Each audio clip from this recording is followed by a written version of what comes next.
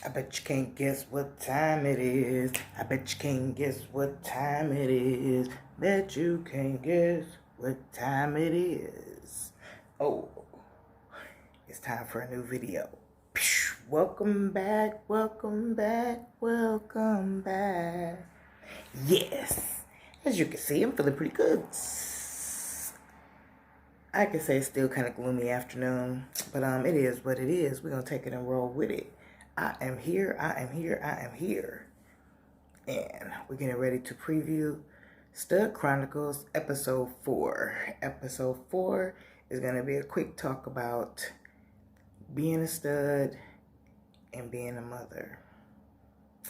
Stud moms. And not just for other people's children. I'm talking about studs that gave birth. We're going to get to that. And yeah, stay tuned. Peace.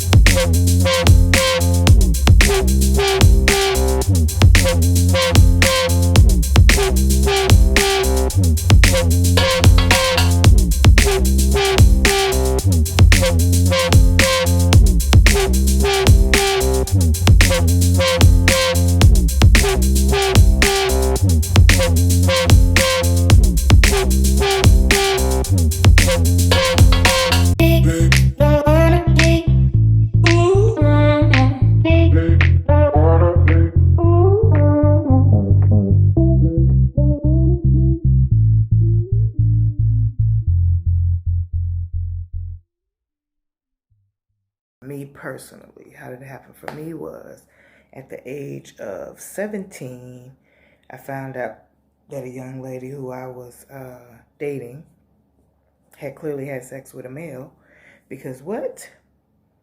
She was pregnant. Found out during intercourse, I got pissed off. I was so freaking hurt.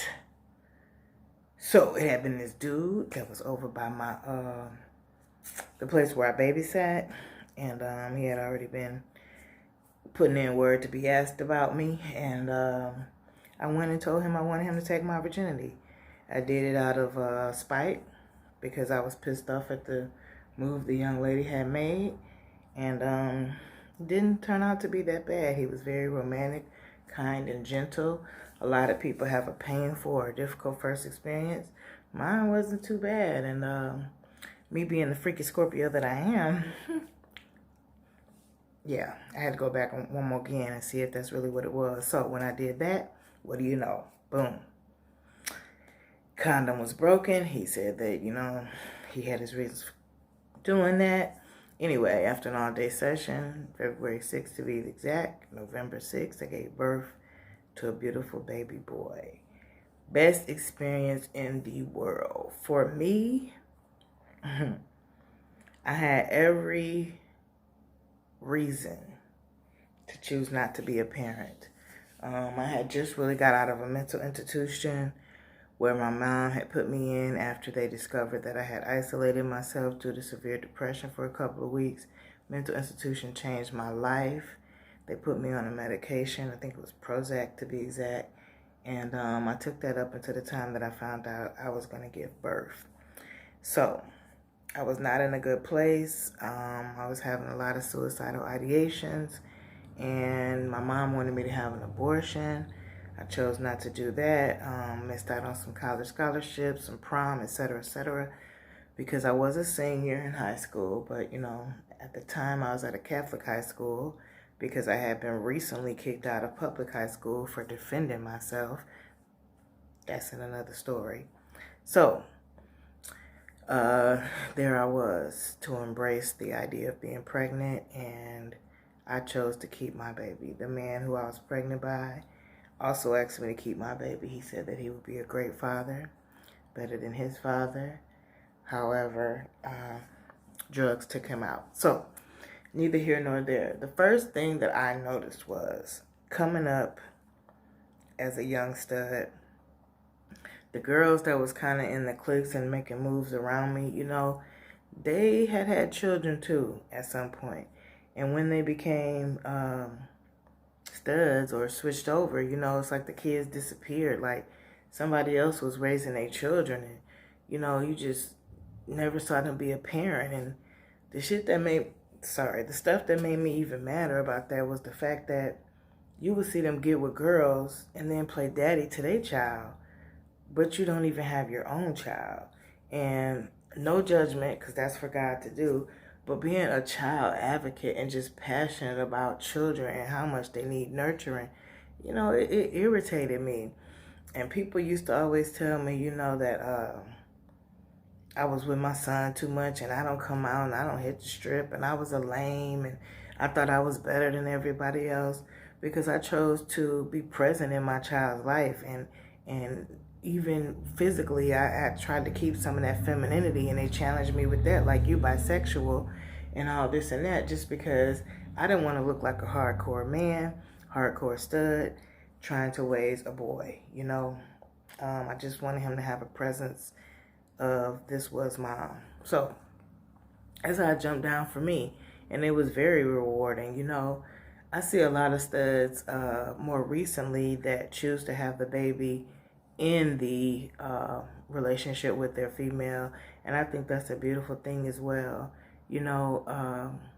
Being who you are and being comfortable in your body is important.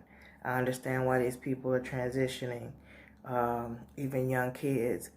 I understand why, the DSM-5 wants to say that it's body dysmorphia, because, they still know that mentally and psychologically it's on the forefront of the decision that you make for your physical presence. So it's very hard to be what you're not. I remember when, my mom wanted me to wear the feminine clothes and wanted me to do the feminine things. I hated it. And even when I became an adult and going to those early job interviews and feeling like I had to take the braids out and press my hair and all that stuff, like, it's too much.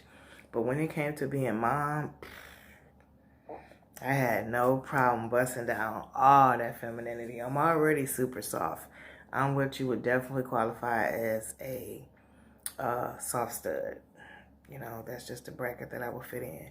And I have my son. I have 2 godsons. I have a goddaughter who just put herself on me, and I love her. Like, I've always worked with children, except for when I work with senior citizens. I work at Early Head Start now, and I just love it. Kids are my passion. And if you ever want to see me, just look now. You know what I'm saying? The smile come in, the cheekbones come up. Like, I freaking love children. And everybody has their own experience.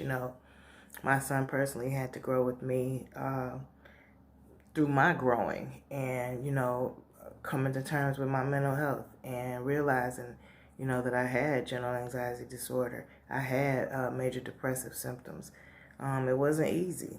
It wasn't easy being mom. It wasn't easy being me. It wasn't easy existing. It still isn't a lot of days, but hands down, the best role I've ever had is mom. My son, he's 27 now. He'll be 28 in 2 months. And I'm still on him. I call him all the time, or we more or less text a lot more, this new generation. But anyway, I try to keep the constant communication. I just, I'm probably still overprotective, get too involved. My son has had my back a lot of times. Hoping I can call on him again here pretty soon. But anyway, it's just the point I wanted to make about being a stud mom is it's a beautiful thing. And my call to action for all my studs is, if you find yourself pregnant and choose to have your child, be there, be active, be present. You have all the time in the world to do whatever you're doing. You know, a lot of females I know get into the drug game. Maybe they grew up in a neighborhood. Maybe they see that's how that fast money works. Just as way as our men do it. You know, some people just don't feel like they qualified to do the 9 to 5, or they just want faster money. But, you know, then you got people shooting at your house. Then you got people robbing your spot. Then you got people jeopardizing you where you go to jail. Your kids got to come and talk to you on a video monitor.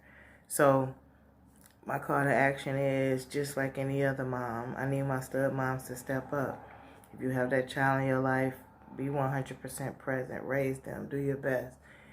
And like I said, you'll have all the time in the world to do everything else that it is you feel you may want to do or need to do. But our kids need us. They need us to be present. And just because you choose to identify as a male doesn't mean you get to automatically tap out of that role as mom. There's nothing greater. Trust me. So, that's episode 4, Stud Chronicles. I've been toying with the idea of an episode 5. A little bit on the fence about that. I may go ahead and jump down to my next segment on anxiety and some different areas that presents its challenges as well. As usual, I appreciate you rocking with me. I want you to do a few things. Like, comment, subscribe, hit that notification bell, and tell a friend to tell a friend to tell a friend. Peace.